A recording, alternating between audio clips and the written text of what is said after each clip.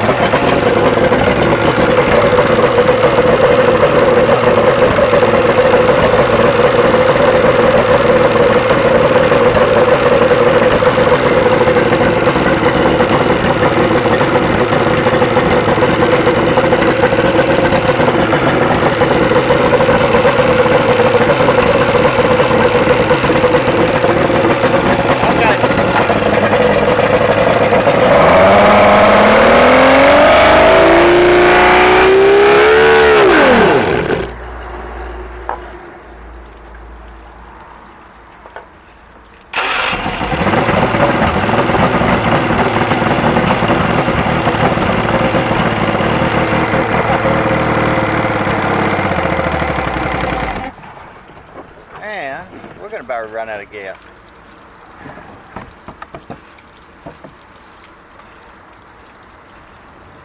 We can just get through this. Won't take long. All right.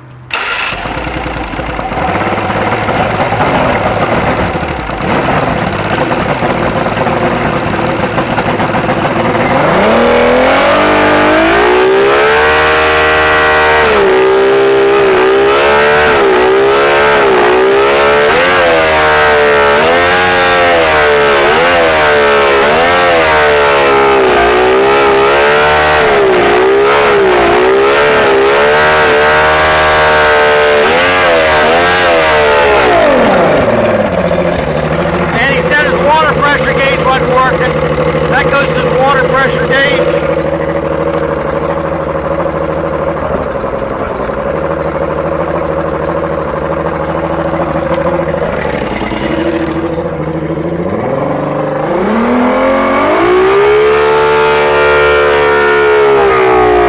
Okay.